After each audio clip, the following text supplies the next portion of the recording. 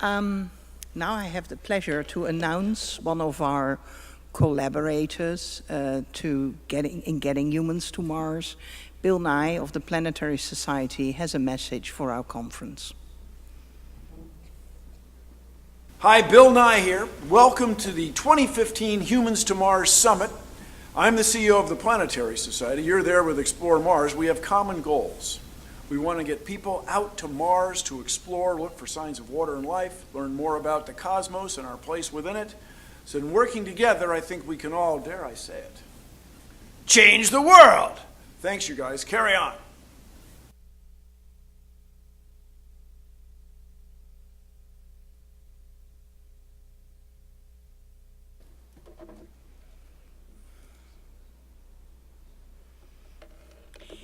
Well, that was an apt message because our next panel is a leadership panel. So, they're supposed, I think, to tell us how to change the world and change, or at least, brand our course to Mars. The moderator of that panel is Kent Rominger. Being an astronaut makes you a special person, I think. A person with no doubt sharp intellect, stupendous dedication, and fortitude. Kent Rominger is such a special person, and with 5 space shuttle missions flown, the last 2 as shuttle commander, plus 5 years as chief astronaut of the NASA Astronauts Office, the most senior astronaut position, it is certain he knows a thing or two about human spaceflight. Knowledge he puts to good use at Orbital Alliance Tech Systems, or as we all call them, Orbital ATK, working on the logistics of putting a human on Mars. Lucky for us, he is willing to share with us his knowledge of leading in space today and in moderating the leaders of doing just that. Kent, I hope. You want to speak here? I do initially, so thank you. Thank you. Hey, what I'd like to do is get our panelists to come out and sit down while I have a few brief comments. And because I tell you what, this is a really exciting panel. This is a real treat today. And although they're called the leadership panel, in my belief, that is a huge understatement. What we're looking at with these 3 folks are probably the 3 most influential / instrumental folks that will result in us putting humans on Mars in the 2030s. We're very, very fortunate to have them today. Before I introduce them, just quickly, I'm a huge fan of going to Mars. I'm proud to be an American. I'm prouder to be part of industry that's helping get to Mars. It's a very grand goal. It's hard, it's difficult. Even a 1-page chart that's fairly artistic, you get the idea from this single chart how difficult it is. As a matter of fact, I believe it will be the most difficult, the most challenging, the most risky undertaking human exploration will ever have undertaken, but we can absolutely successfully do it. As a matter of fact, that's what we want to discuss today. How do we do this? How do we execute it? What technologies? How do we know that we'll have those technologies for us on time? How do we balance budget, schedule, and risks to pull off something like this? Well, those are a few of the things that we're going to get into. What I'd like to do is introduce our panelists.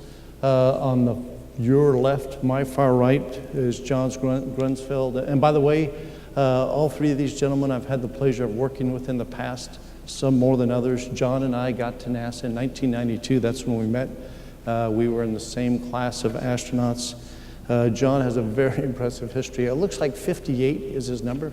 He's flown in space more than 58 days. More impressively, he has over 58 hours of spacewalks out of 8 spacewalks that he has done.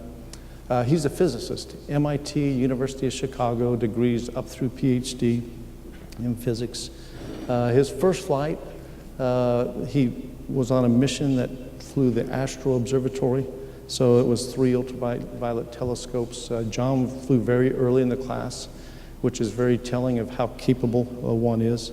Next, he was on a mission that went to the Mir space station. So he was aboard STS-81 with Atlantis that docked with Mir. so was part of the shuttle that transferred the crew to Atlantis. But then John really came into his own, and actually he knew his own, but his next 3 flights were to the Hubble Space Telescope. And on those 3 flights is where he amassed 8 EVAs. The last 2 of those flights, he was the payload commander or the leader of all the spacewalks. You can refer to John as Mr. Hubble. If there ever was a Hubble hugger on this planet, it would be John Grunsfeld. And matter of fact,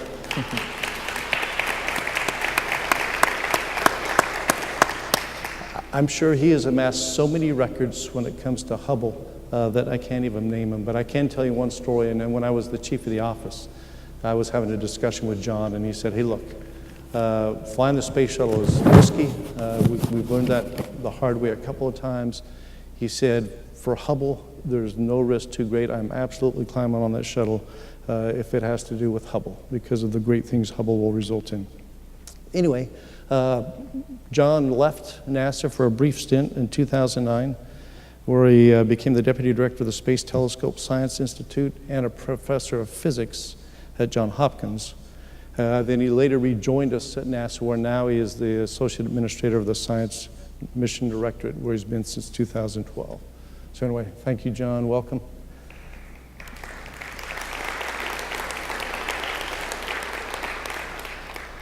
Next to him, another gentleman that I imagine is known very well in these circles and has been instrumental in the great successes NASA has had, certainly since I've been involved with NASA. Bill Gerstenmaier, I'm going to go a little bit backwards. Interestingly, Bachelor of Science from Purdue in Aeronautical Engineering, Master of Science in Mechanical Engineering from the University of Toledo, and then he also did the coursework for a doctorate degree out of Purdue as well in Dynamics and Control with emphasis on propulsion.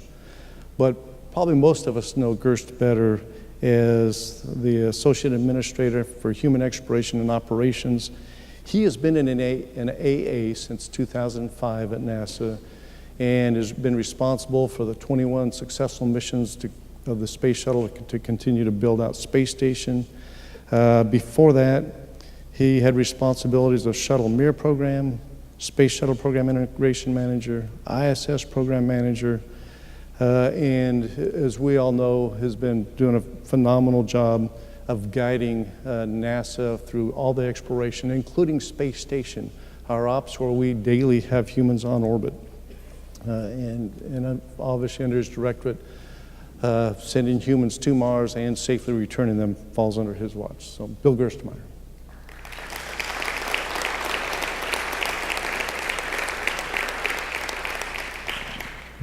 And then this brings us to Steve Jerzyk, who had the opportunity of meeting Steve back in 2008 when I was with industry. He is the recent Associate Administrator for the Space Technology and Mission Directorate here at NASA. So you can see these 3 guys between space technology, science, and human exploration and operations. We really have the guys that can explain to us how we do execute a mission to Mars. Prior to his appointment here in DC, he was the Center Director at the NASA Langley Research Center in Hampton, Virginia. He has spent most of his 25-year career in aerospace with NASA in various systems engineering, management, senior leadership positions at headquarters, Langley, and NASA's Goddard Space Flight Center. So he contributed to the development of several space-based remote sensing systems supporting Earth science research, including the Upper Atmosphere Research Satellite, Landsat 7, and the Clouds and Aerosol LIDAR and Infrared Pathfinder observations missions. So you can see he is very well experienced to lead the space technology mission. He is a graduate from the University of Virginia and has a Bachelor of Science and a Master of Science in Electrical Engineering. So with that, Steve Jerzyk.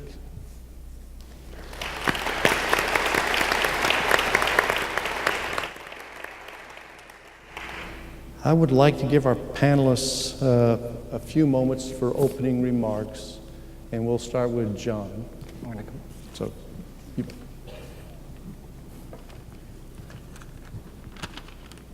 Well, thanks very much, Kent. And what Kent didn't tell you is we have call signs that are sort of official call signs, Rommel. But Rommel and I have our personal call sign, We share a call sign, it's bro. Much like Hoots Law, that's a story you'll have to ask about later. But I'm here actually to sort of give a counter to the whole premise of this conference, which is humans are on Mars today. We are on Mars today. I want to give a salute. Jim Green is in the front row here, Jim Watson. Jim Green is head of our Planetary Science Division. James Watson is the head of our Mars Exploration Program. And not only are we on Mars today, but we have a Martian here on Earth. Jim Garvin, chief scientist at Goddard Space Flight Center for Mars, is here, and he is indeed a Martian. We have a long and successful history of exploration of Mars. Of course, Mariner 4 was the first spacecraft to fly by Mars very early in NASA's history. And our strategy, in fact, in the entire solar system has been to do flybys, to orbit, to land, and to rove. And we have been successful in droves in doing that on Mars. And as you heard Charlie Bolden say, we're the only nation to successfully land a spacecraft and operate on Mars. Just to give a heads up, we've been the first to every planet in the solar system, and this July 14th, we will be the first to fly by the dwarf planet Pluto. So mark that on your schedule. That'll be amazing to have the first up-close views of the Pluto system, not just Pluto, but Pluto and its many moons. Science has always been an integral, if not a driving part of human exploration. It was realized very early on in the Apollo program, we're talking early 1960s, that if our only goal was to set foot on the moon and return safely, that we would do one mission. And that we needed to have a purpose for going to the moon, not just once, but many times perhaps to stay. And science was that goal. And we developed the Apollo Lunar Science Exploration Program. There was a joint program office between the equivalent of the Science Mission Directorate and Human Spaceflight. And they designed all of the experiments that we would do on the moon. And every lunar surface mission and many of the orbital missions carried extensive science. That's why we developed EVA capability on the moon to walk further or hop further, the rickshaw to carry experiments further, the rover to be able to explore further and to return samples. That was an integral part of the program. And James Webb, the second administrator of NASA, realized that it would be only through developing a broad engineering and science community in the US that we would have the base on which NASA would survive beyond just that one landing on the moon. It was really brilliant. In fact, it's very fitting that we've named the James Webb Space Telescope our premier next-generation telescope after that second administrator. Not because he was the director of OMB, but because he put science into NASA. Good. Thank you, Scott. I'm glad at least somebody laughed. All robotic exploration is human exploration. As far as I know to date, robots have never discovered anything. People do, scientists do, explorers do. So all of our exploration, and that's why we're on Mars today. Today, we have Curiosity doing just phenomenal science on the surface of Mars. We have Opportunity still roving. We have a stalled Spirit rover. Hopefully when we go to Mars, somebody can pull it out and fix it so it can continue to rove. That's what one of the purposes of people is to fix the robots when they break, or to fix the Hubble when it breaks. We have MAVEN in orbit, we have Odyssey in orbit, we have the Mars Reconnaissance Orbiter in orbit. We've been joined by the MOM mission from India. Mars is a happening place today. But about 3.5 to 4 billion years ago, Mars was an even more happening place. Curiosity in its roving has discovered that Mars once was a planet much like Earth. It had rivers, it had freshwater lakes, it had, and from all of our investigations, it had large salty seas.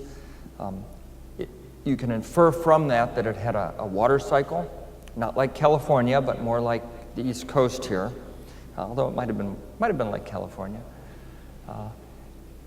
And as a result, you can infer that it had to have a thick enough atmosphere to support that water. We know that that water was there for millions, if not hundreds of millions of years. And you can infer snow-capped peaks, Olympus Mons, for instance. You can imagine puffy clouds, a blue sky. And you can imagine that life could have started on Mars if we're not Martians, There could have been Martian life. And so we've learned that it really did have a habitable environment. Even more amazing is we've learned from Curiosity that embedded in the fossil record and the sedimentary rocks that we're investigating, we're seeing signs of organic molecules.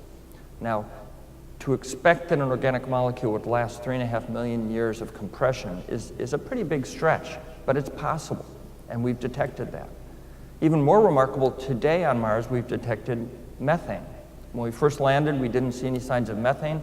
We've been puttering along on the surface, and suddenly over a period of a couple of months in one particular area, we saw a strong methane signal. Now, on Earth, methane predominantly created by cows, but we haven't seen any cows on Mars, but it's also produced by geologic processes quite extensively, so we don't know what the causes are. So I would contend Mars is still a happening place.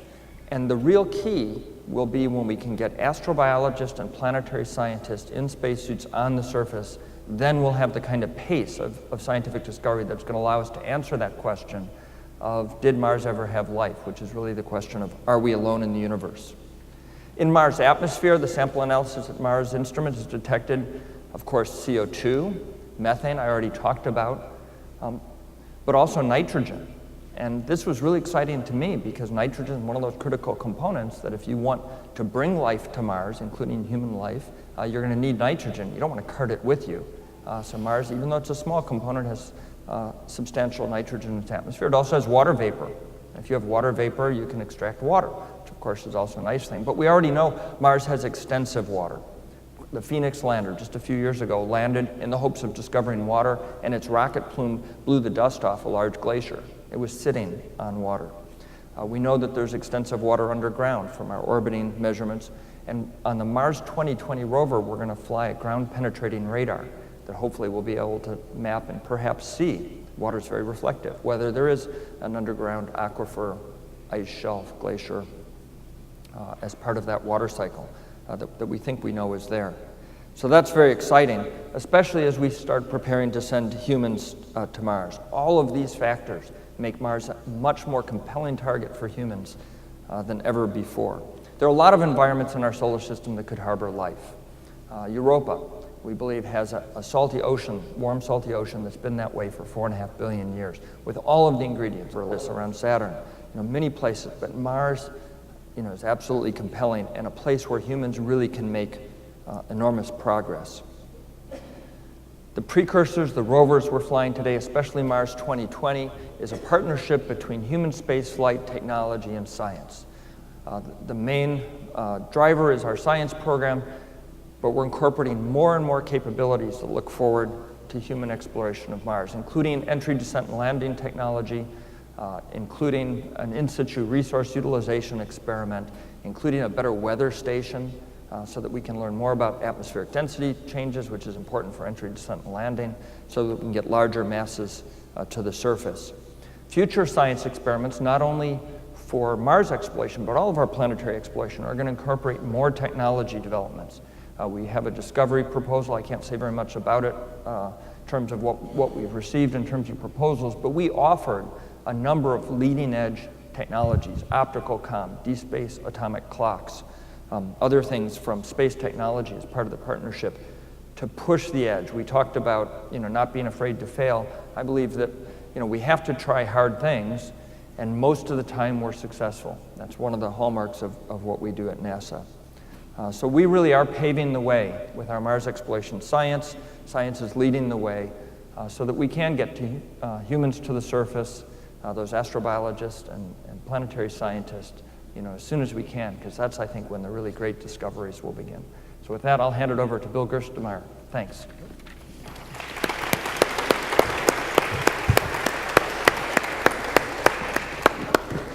Thanks, John. I'll be fairly short, but I think take a look at this chart on the screen, and it kind of characterizes what we're trying to do. And I think the key thing I see here is it's really a journey. It's not something that's simple to do. It's going to take a lot of work. You see this 3 swirls, that's the science, exploration, and technology. It's going to take all of us working together. And I think it also takes all of us in this auditorium to work together, to pull together, to make this happen. This isn't going to happen from a single directorate. This isn't going to happen from a single purpose or single person. It's not going to happen from a single directive. It's going to be really take the best of all of us working together and figuring out ways to make this happen. And you've heard that, I think, in earlier speakers moving forward. We've been working very collaboratively with both John and Steve on many activities. We've got the Mars 2020 rover where we have a device on there, the MOXIE experiment, which will pull oxygen out of the Martian atmosphere. It's important for us to understand if we can get oxygen out of the Martian atmosphere, if that's viable to us. Our knowledge of Mars that John described has really changed the way we're planning for Mars. If you even go back and you look at Design Reference Mission 5, and you understood when we developed that how much water we knew was on Mars, how accessible the water might be, it wasn't seen as big a player as it is today. But based on the science information we have, we know water is there, it's available. The ground penetrating radar that John talked about will tell us how deep the water is on Mars, and that's a tremendous resource for us moving forward. So again, I think we're making tremendous progress with the Technology Mission Directorate, looking at entry, descent, and landing, those kind of things. Today on board Space Station, we have our crew, our one-year increment crew, and they're primarily looking to make sure that there's not a human problem that shows up after our 6-month experience that could impact a Mars mission. That's really important data that we're grabbing today. We're moving forward with the Heavy Lift Launch Vehicle, SLS. We're moving forward with Orion. And we're really moving a lot of technology, a lot of advances moving forward, making real sustainable and demonstrable progress towards this goal and this journey towards Mars. So I think don't get confused that this is easy. Don't think it's going to be a short-term thing. We need to make slow, steady progress. I think we're making real progress today. I look forward to the dialogue between the panel, and I look forward to your questions as we try to explore and understand what this journey is really about and how we can make progress together as a team. And again, this doesn't happen as any one of us. It happens only as we all work together and we find ways to agree and move forward and keep the progress moving in a sustainable way. Thanks.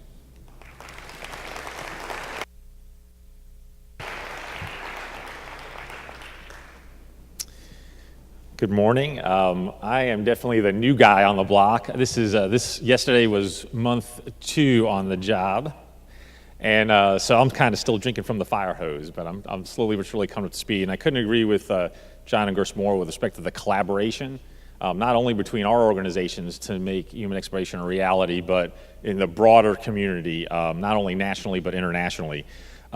We believe that technology drives and will enable exploration. And that's just not only the history of NASA, but it's kind of the history of humankind. I had the privilege of being in England and went to Greenwich and straddled the Prime Meridian. And I was walking through their museum and just looked at the precision timekeeping technology that they were, shipboard precision timekeeping technology that they were developing at that time to improve navigation. So exploration has driven technology in the across the history of humankind. We are a cross-cutting technology organization. We try to develop technologies that enable the future science missions, human exploration, as well as the commercial enterprise. The history of these cross-cutting technology programs within NASA is not the greatest. I think the half-life is 2 to 3 years. So something that's critical to us is that we're developing technologies that are being pulled by the missions. We have a small part of our portfolio, 10 to 50%, that's technology push, really looking at new and innovative things, but 85% or more is being pulled by the missions. And when we start investing the larger dollars, getting through that technology readiness level 4, 5, 6 valley of death, we really need to see an infusion path into a mission, a science and or human exploration mission, and that's really critical for us, and that's where the collaboration is really important. Also, partnerships are really important for us. We've got some great set of programs with academia, kind of reinvigorating NASA's space technology with universities. Obviously, industry is critical, and we're looking to actually develop more closer partnerships with industry through public-private partnerships. We have a couple of solicitations that will be coming out in the next 2 to 4 weeks. We're really trying to look at NASA centers and industry collaborating even more closely to advance technology and leverage expertise and investment. We obviously collaborate with other government agencies. Many of our technologies also have application for Department of Defense and other government agencies, and then partnering internationally. We're going to look at partnering more internationally to get our technologies developed and infused. John and Bill mentioned some of these technologies really briefly. Entry, descent, and landing technology, particularly large mass landing of landing larger masses on the surface of Mars is important. Let's see, Curiosity is about almost 1 metric ton, about the size of a Mini Cooper, the rover. We're looking at needing to land 20 metric tons, get 15, 20 metric tons to the surface, 20 times what we did with Curiosity, which was really impressive, and maybe more. We're developing also advanced thermal protection system technologies as part of that, as well as architectures and deceleration technologies. We're collaborating with GERST on both advanced environment control and life support system technologies and in situ resource utilization technologies. GERST mentioned MOXIE on Mars 2020. We're going to extract oxygen from atmospheric CO2. Technologies for habitats, including particularly transhabs and EVA technologies. So there's a much longer list I can do. I'm going to stop there so we can get to the Q&A part of this. But thank you for being here, and looking forward to the panel.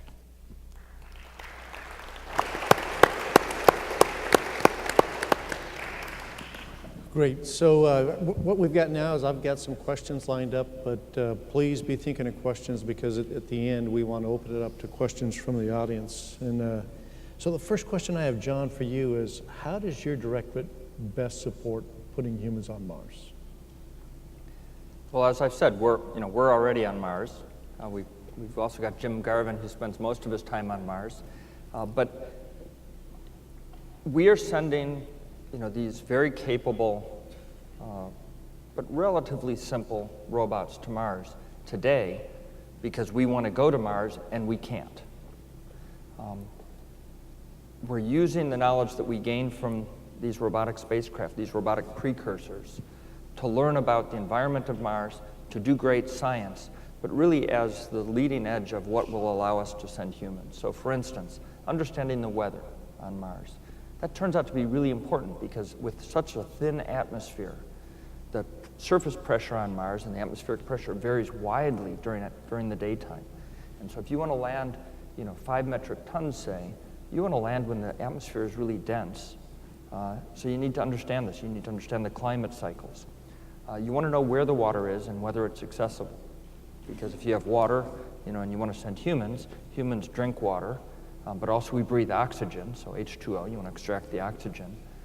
And hydrogen oxygen makes a really efficient fuel, or the seed for building other fuels. There's carbon dioxide. Carbon dioxide in water allows you to build, methane, for instance, if you want to use a methane fuel. So we're learning about all of that, as well as doing the science of, did Mars ever harbor life? We know it was habitable. Now we're trying to figure out, did it ever harbor life? What are the components in the atmosphere that we could use, but also looking at the isotopic ratios to figure out what happened to Mars' atmosphere. And that's what MAVEN is doing, and that's what Curiosity is doing. We know Mars is losing its atmosphere today, its water. And then, winds, all that kind of stuff, just from the weather instruments. So we're really studying, the planet to understand, what's its origin, what's its place in the solar system, how did we get an Earth that's the way Earth is, but also all of those things you need to know if you want to send humans. For instance, sample return is something we're working on for the Mars 2020 rover. It's going to cache samples.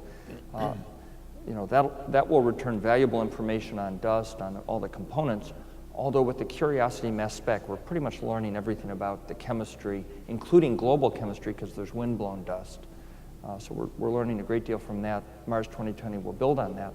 But more importantly, by having a driver of sending a rover to Mars, which will cache samples that are of extremely high scientific interest, and bringing them back to Earth for analysis, where the best laboratories in the solar system are, as far as we know, we're demonstrating a round trip from the Earth to Mars and back that I'm convinced will be central before we try and send humans to Mars and back. Okay. Great, thank you. So that leads me to my next question, and John keeps trying to educate me that we are on Mars, but so Bill, if we're on Mars, why are we going to send humans to actually be not just virtually on Mars, but on Mars? I think John did a pretty good job of describing it earlier. We're there robotically just because we can't physically get there.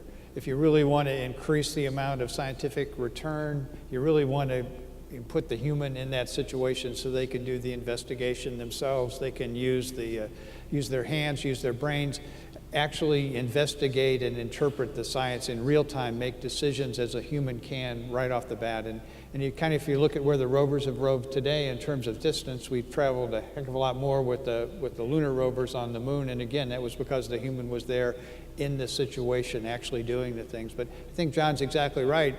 All these investigations are really being done by humans. It's just we're remote. And I think the idea is we really want to get there and really understand what's going on. I think the other thing that we're talking about that's a little bit different is before we kind of looked at Mars as maybe just a destination or maybe a series of missions. When we talk about pioneering space, we're talking about building systems and hardware that will allow us to be there in a sustained presence on the surface of Mars.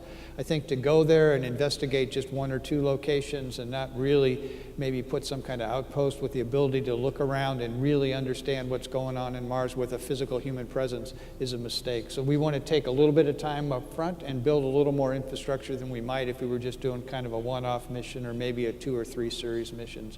So we'll spend a little bit of time of doing those things. That's why we're looking at in situ resource utilization. This is an incredibly difficult task we've got in front of us. Again, I think when you look at the chart, to get that Earth-independent region, that's really where we're starting to break the tie back to the home planet. And to get there at a reasonable risk level is going to take a lot of challenges, and it take us a little bit of time over the next decade or so to get really prepared to start making those risk trades in a realizable manner. So I think, again, pushing human presence there will just, really exponentially increase the knowledge that we can gain by being on the surface than we can gain by being there robotically. Let me give you just a quick example. The Spirit and Opportunity rovers were designed for 90-day missions. Now, we never imagined, although Steve Squires might have, that Opportunity would be roving for more than a decade. But in that original 3-month mission, and I won't tell you the long story, I'll give you the short one, but I asked Steve, how long would it take you, Steve Squires, a planetary geologist, to do that 90-day mission? And he kind of looked up, and in his brain he was doing the calculations, and he looked back and he said, 20 minutes. Okay, well, I mean, he was the principal scientist on the rovers, so that's pretty credible.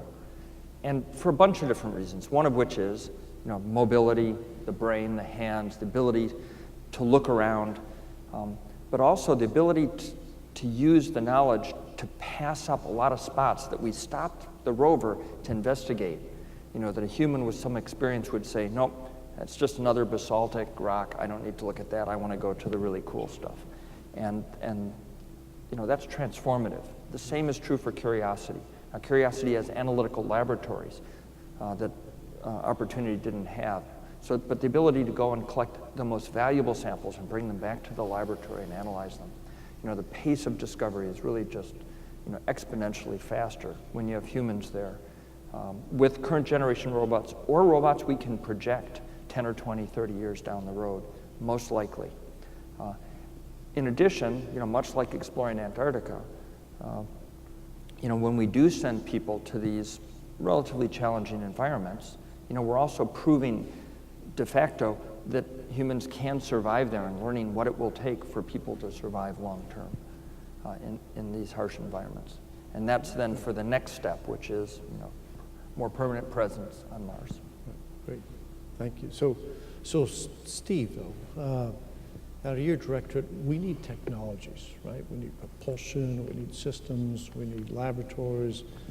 We need to ensure that technologies are there to support us going to Mars. And as we see, I mean, it's hard. I mean, once humans set out for Mars, even if there's a problem and they want to abort the mission, they're months and months away from home. How do we ensure the technologies are there that we're going to need to safely send humans to Mars and bring them back? Yes, I think one thing that we're able to do in STMD is kind of create a pipeline of technologies. We have the early stage programs, which work at the lower technology readiness level, more in the laboratory, proving out first principles.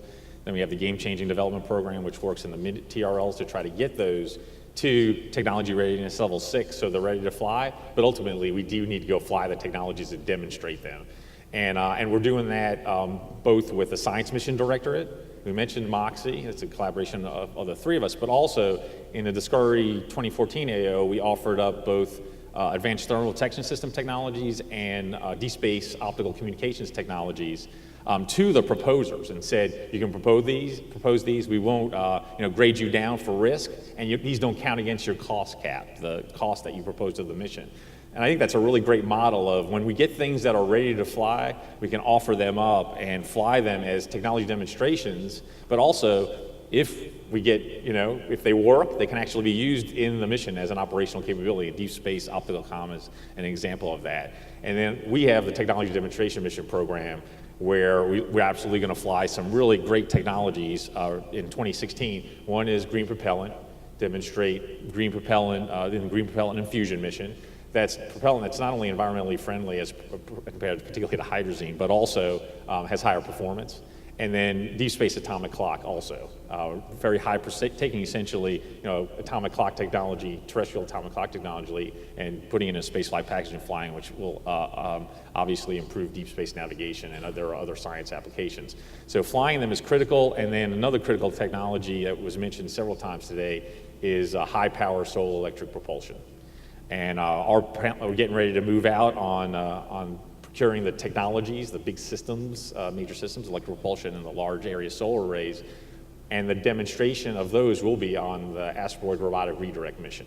So we'll deliver those technologies to HEOMD, who will integrate those into a module and a spacecraft, and we'll go do the robotic part of the asteroid redirect mission and bring that back to a stable lunar orbit and then do the crewed part of that mission. So it's critical that we have a technology pipeline. We prioritize our investments and get those technologies through that so we can get them through flight through a number of mechanisms. I think also that the space station is a great place to test technology. We have a 3D printer on board space station, so we're able to print parts and components. We also are now going to be doing some experiments where we take the packing material, the plastic material, we'll grind that up into feedstock and actually print stuff out of packing material that comes up to station. So this is a great thing you're going to have to do as you become Earth independent. The other piece is we're looking at plants. For the first time, we're starting to grow plants for actually consumption by the crews. Before we've grown plants just for the scientific understanding of how a plant grows in microgravity. We're now looking at picking miniature plants to grow peppers and some other vegetables that will actually be purposely for the crew to eat, again, with the idea of moving forward. And the life support system is a pretty good system on board space station, but it is not the system that's ready to go to Mars. We're learning a lot about how to maintain and operate that system. We do urine processing, we do condensate recovery. I think maybe we're at about 85–86% closed loop on the water cycle. That might be okay for Mars, especially with the water resources on Mars. But how do we get that in a reliable manner? Today we have failures probably once a month on those systems that require parts routinely brought up from the Earth. And how do we really understand that next generation of systems? And so again, I think we can gain real world experience on Mars, and we need to really talk about these things that we're doing on space station that are 100% applicable to what we're trying to do for Mars. Yeah, just to amplify what Gers is saying, yeah, we've on technologies, on multiple technologies, including 3D printing, we've been able to take them from the lab, do a parabolic zero-G flight, and then take them to station. And that's a really nice path to very effectively and efficiently mature technologies and flight test them. And the good news is station is doing between cases and what NASA wants to do, that the crew is fully subscribed doing those science and technology experiments. So now we're having to prioritize and pick which ones we do and when we do them, which is a great problem to have. That station has is doing so much research technology that we're doing so much. We have to really look at what we do and prioritize. So being a Navy guy, the Navy uses a lot of nuclear fuel, and it's pretty amazing that a brand new aircraft carrier comes out of the yards and it's fueled for years and years of fuel. And you hear guys like Franklin Chang Diaz mention that, hey, if he had the power supply, he has a rocket engine that could actually shorten the trip to Mars to between 1 and 2 months instead of 8+ months. What do we think about the use of nuclear power, at least on that kind of scale? Well, on a much smaller scale, we use nuclear power routinely in space, but it's radioisotope thermal generators, so that's what's powering Curiosity today. That's what will power Mars 2020 and our other deep, some of our other deep space spacecraft, including the Pluto New Horizons. You know, the next step going to much higher nuclear power is something that, again, is a cross-directorate effort, and we talk about, but you know, typically for the nuclear enterprise in the United States, it takes about 20 years to develop a new nuclear fuel for an existing ground-based reactor. And for space, we're talking about something that would be very different. Although we did have in the 1970s reactor designs like SP100 and others, but the secret recipe for making those fuels is all but lost, and it would be a new effort. So certainly nuclear would transform, whether you use something like the Ad Astra rocket or nuclear thermal. Those are clearly more efficient than chemical engines. But that's a relatively big development, and I know in we've space been technology there are we've been doing some technology development and fuels for the nuclear systems and how we package them, et cetera. It's been kind of a low-level thing, just kind of doing some packaging and getting prepared. Charlie mentioned in his opening remarks the next step to broad area announcements.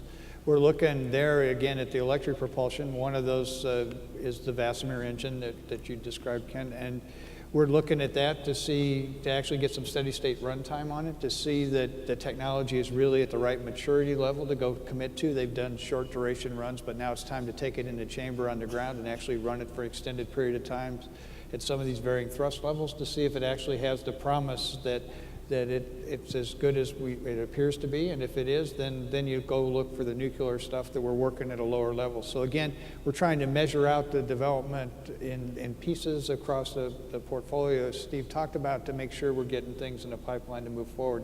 We're also looking at nested Hall thrusters, and then we're also looking at a new power packaging as well for electric propulsion, potentially for cargo delivery. So that's one other thing that's changed also between where we are today and where we were with DRA-5.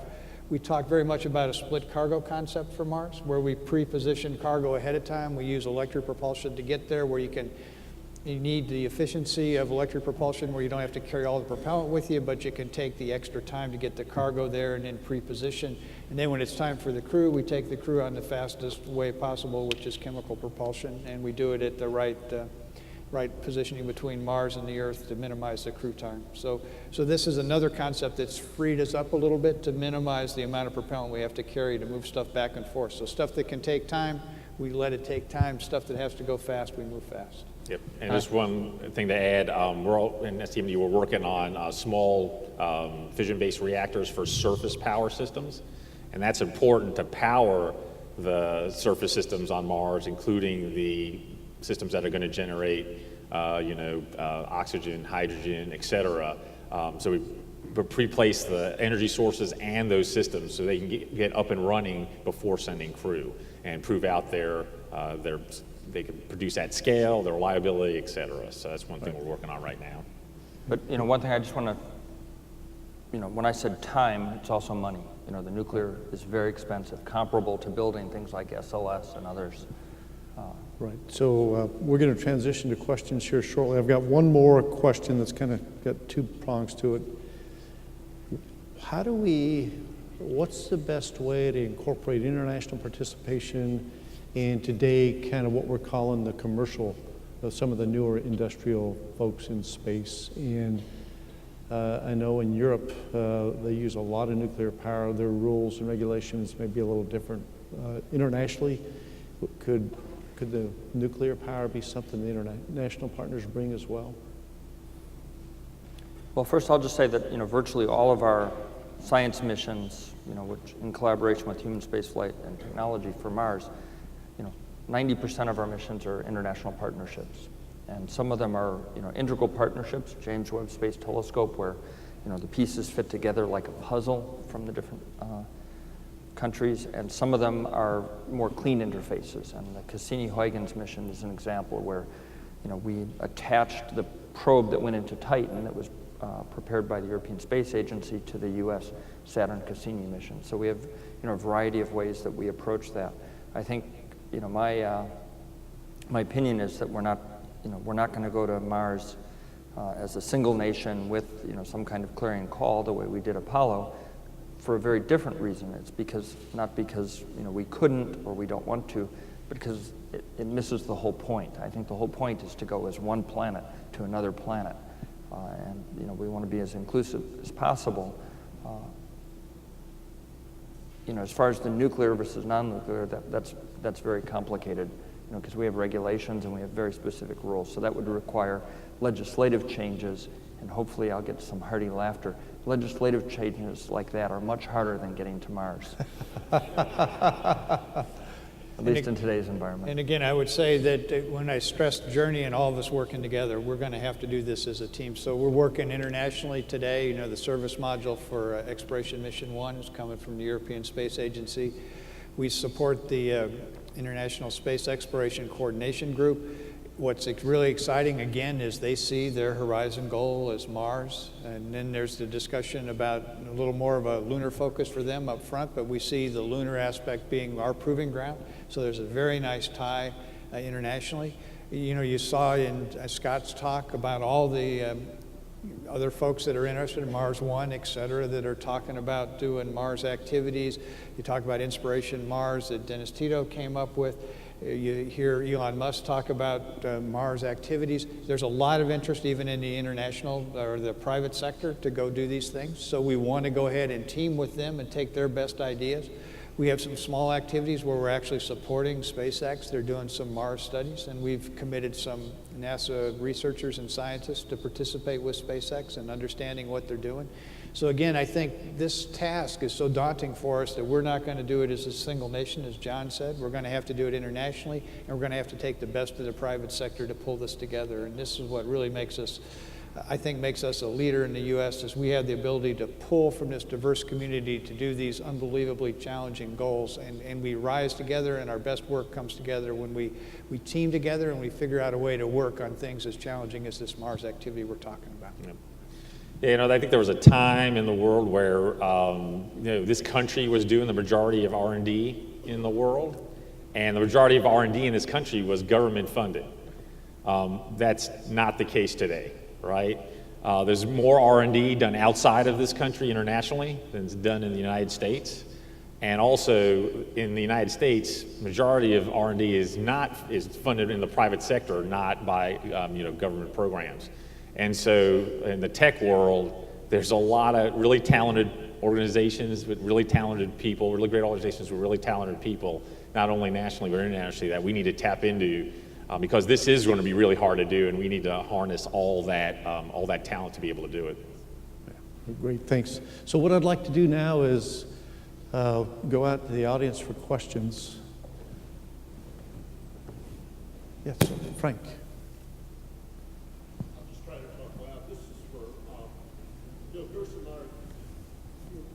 Your objective is to go to Mars, have that person move on the ground, so to speak. Thank you. Your objective is to go to Mars. We're talking about getting humans on Mars. And you mentioned your work with SpaceX, and I think you're doing some work internally as well on pioneering. What happens in the first decade, the second decade? How does pioneering look? What is it human-tended? Is it continuous? Just if you could give us what you've got so far. Okay. Again, I think we have a very well-defined program for the next 5 years, and that's essentially SLS and Orion. And SLS is definitely needed for Mars-class missions, that kind of lift capability. Orion is a very good reentry vehicle, a very good beyond low Earth orbit exploration vehicle for us. So those things are laid out. We have Exploration Mission 1, 2, 3, 4, and 5 kind of laid out. We have the asteroid redirect mission where we'll develop solar electric propulsion to eventually position cargo. So I think that's all laid out very well. Then we're into this kind of the next phase, which is in cislunar space or the proving ground region, somewhere around the moon. And we're looking at potentially at some maybe habitation capability there in addition to the asteroid that we'll put into that location.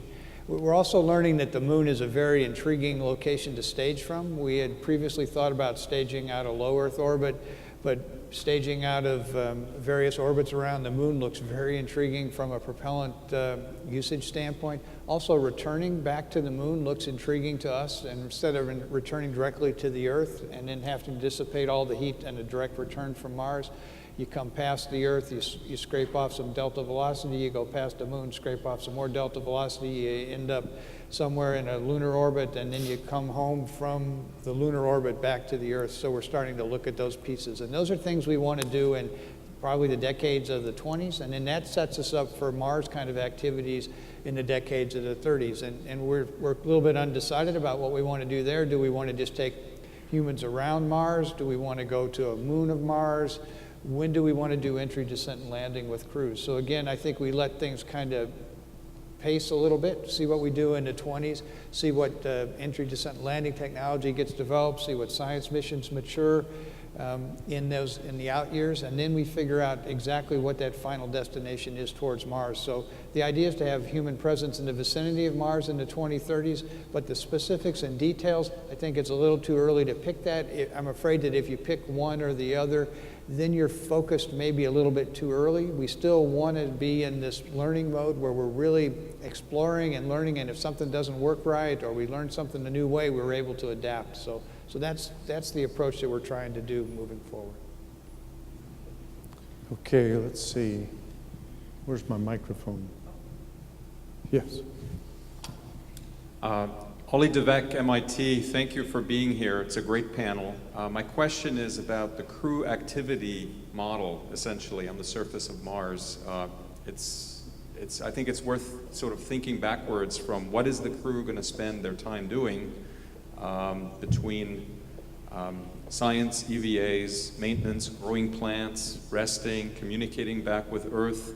The relative, every hour of time spent on Mars is going to be very valuable. And I think it's interesting to hear your views on how do you see the crew most productively spending their time, and how might it be similar or different from what the crew activity is on ISS? And maybe the implications for technology, how much automation and so forth. So crew activity on Mars, and what's the best way to use their time? Thank you. Well, I'm sure you're familiar with the relatively extensive body of literature on this very subject, and over all terrestrial exploration and space exploration, including the lunar sorties, including what we do on the International Space Station, including Hubble missions, there's relatively constant fractions between all of these different types of exploration, between how much time crews spend eating, sleeping, pooping, and then what they actually have for useful work, especially with the overhead of maintenance, whether it's tent maintenance on, in Antarctica, building snow walls, or whether it's, repairing a urine processing system on the International Space Station. And in the end, humans have a relatively constant fraction of time left for what you would consider, the prime purpose, which is the exploration, going out, looking for signs of life, processing samples in a mass spectrometer, whatever it happens to be. And so, from a block model, we're probably not going to change, how much time humans take to sleep or eat or some of these other things. We hope to get maintenance times down, but that's one of the functions of the International Space Station, is to learn, how to do those things better. And again, on station, we spend a lot of time doing exercise to prevent bone loss and to keep muscle wasting down. We're looking at more efficient ways to do that. I think the partial gravity of Mars will be interesting to see if that still requires that same regime, but I think that'll be a piece of it. I think the other thing that's very different about Mars is the remoteness. When you look at Mars and you look back at the Earth, it's that small little dot that's there, and then the time delay is very different. So on station today, if something breaks, you can call down to the control center in Houston or in Huntsville, and you can talk to them about what science experiment needs to be worked. In the case of Mars, the time delay of 20 minutes or so is going to force the crews to be much more autonomous and much more independent activities from the Earth. And I think the crews will like that. I think that'll be a good thing, but I think we need to change our philosophy. We've gotten very used to the ground always being there. If comm breaks down on board space station, it's seen as a big deal. We want to keep that constant communication, but in Mars, it's going to be the opposite way. Communication will be strained, it'll be delayed, and you're going to have to be much more autonomous. So I think we need to start doing that mental shift of, when we talk about Earth independent on this chart, that's not just a phrase, that is really what we're doing. And how do we give our crews the autonomy, the tools, the technique, and the knowledge to really be independent from the Earth and not be dependent back on us? Yeah, and I think robotics and highly autonomous systems that are reliable are going to be really important, both for the systems that we place on the surface to prepare for crewed missions, but also robots, highly autonomous robots working with crew, like the Department of Defense like to say, to do the dull, the dirty, and the dangerous, right? You know, mundane things, maintenance tasks, inventorying tasks, and things like that, the dull stuff, that to free up crew time to be able to do the exploration and scientific experimentation. So that's something that we're definitely going to continue to focus on and work with others and leverage what's going out on not only nationally but internationally in robotics and highly autonomous, reliable systems. Now, what Gerst was talking about requires a cultural change in human spaceflight as we have it today. But people who work on ships or in dry valleys of Antarctica or many places on Earth, mountaineering, already accommodate, the fact that they're alone, basically, in their exploration, and that's something that we have to learn. But the other is, the exercise, and we talk a lot about these kind of things. I actually think that we don't necessarily want to reduce the exercise time to be more efficient on the science, because in the end, we're still humans, and that exercise turns out to be critically important in space for bone, muscle, cardiovascular, immune system, brain function. Exercise is one of the things that, is, the secret to being healthy in space is not pharmaceuticals, it's diet and exercise. That's what we've learned from the International Space Station. And by the way, the secret to being healthy on Earth is diet and exercise. The secret to being healthy on Mars is going to be diet and exercise. So, peace. Okay, we have time for one short, very quick question. We haven't been on this side of the room. Oh, here we have the microphone. Yes. Maybe it's not short, but I'm looking at your cartoon here, and it's pretty impressive. It makes it look like you guys know exactly what you're going to do and which mission and so forth. Problem is that most of that isn't paid for, and I'm not going to put you on the block here because I know you can't answer. I know you'd love to answer as to what this would cost. But the time span here is decades, and you're talking about a commitment that is going to require the classic mini congresses and so forth. We all saw what happened to the Vision for Space Exploration. Pretty cartoons, no funding, it went away. How are you going to get people to support this in a way that'll make it happen? And Scott Hubbard had a very good point earlier about the previous costs to Mars, they're all bogus. Well, they may not be bogus, Scott. If NASA can't come up with a number, what's wrong with anybody else's number? And how are you going to get people to pay for this? But more importantly, what happens if Elon Musk says, you know what, I don't need that. I can just do it another way. Does that mean you don't do it? Again, I'd say that the reality is what we're dealing with today is that, if we talk about, we don't say much about like the heavy lift launch vehicle SLS, but I think almost all architectures now, everybody sees the real advantage of the ability to get a heavy lift launch vehicle capability. That's there, that's a known, that's a given, and we're moving out. It's interesting, you see China talking about it, you see Russia talking about it, but we're actually doing it, and there's a big difference. So I think if we can show that we're affordably spending the dollars we have and treat them as special, this funding is precious that we're getting each year, show that we're making real progress, show how that ties into the bigger goal, show how we're making measurable, demonstrable progress, I think we can build a sustainable plan that lets us keep moving forward. Scott's approach of not assuming that there's going to be a big, huge budget increase, we agree with totally. That big, huge budget increase isn't coming. But also to say that reasonable growth at 1.5% to 2% per year doesn't allow us to ever get to Mars is also just as wrong. I think we can make real measurable progress with the budget levels we've got today, and we're doing it up front. When we start doing the exploration missions 1, 2, 3 around the moon, those need to be tied directly towards Mars. They need to show how they're competing objectives. Think of it as a flight test program. Those activities we're doing around the moon fit in a broader scheme. They're buying down risk for us to allow us to move forward. So I think we owe it to folks to show and demonstrate a sustainable program of measured progress moving forward and get those right pieces there. And then when we're close enough to a major goal or a major milestone that's maybe within one administration or two, then take a bolder step and then push out exactly a mission where it is. And don't be afraid that if something comes along and Elon Musk or Jeff Bezos or somebody comes up with a better idea, don't say, no, no, no, no, no, no. Embrace that, figure out how to use it, have a flexible enough architecture you can use that and move forward and keep moving. So the idea is, this is not going to happen by any one of us. This is going to happen for all of us working together. We need to have enough of an architecture that's definable and can be measured by folks here in DC, but not so defined that it locks us into one approach that a new administration comes in, creates a commission, and tells us to start again, all over again from scratch. So we've got to do that dance between enough definition, but enough flexibility we can be adaptable and move forward, and we'll be on Mars. So that's our goal, is to figure out a way to come together, figure out a way to talk about it and move forward and keep progress moving forward towards this goal. That's great. So, hey, thank you. Please help me thank Steve, Bill, and John for a wonderful discussion this morning.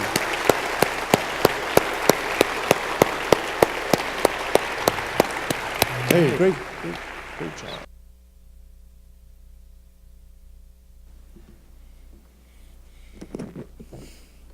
Thank you, gentlemen. Thank you. We now have a short break, and by the way, earlier I said, stay the course and don't screw up. You do all realize that was also a message to your Congress. Because much more than we not screwing up and we staying the course, it's them that need to do that. You know, once you decide on a certain mission, architecture, please, yes, be a bit flexible, but also stay that course in the next 20 years.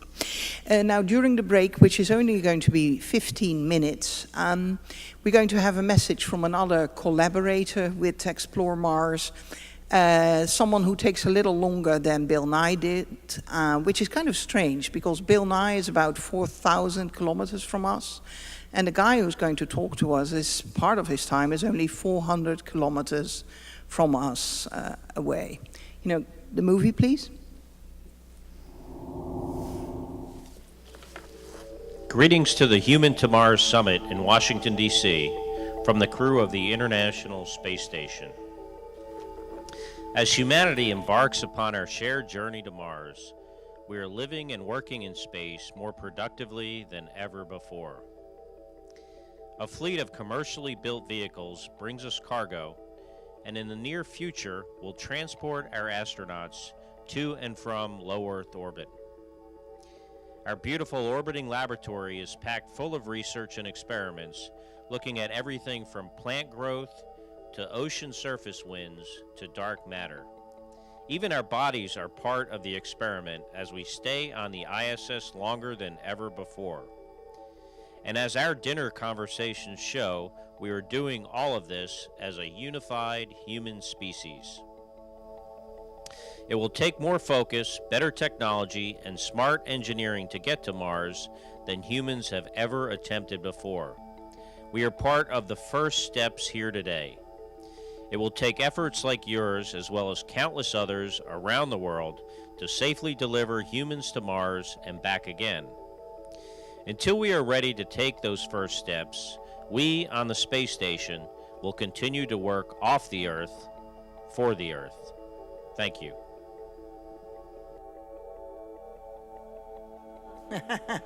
That's, of course, to prove for all the naysayers that this guy is really in space.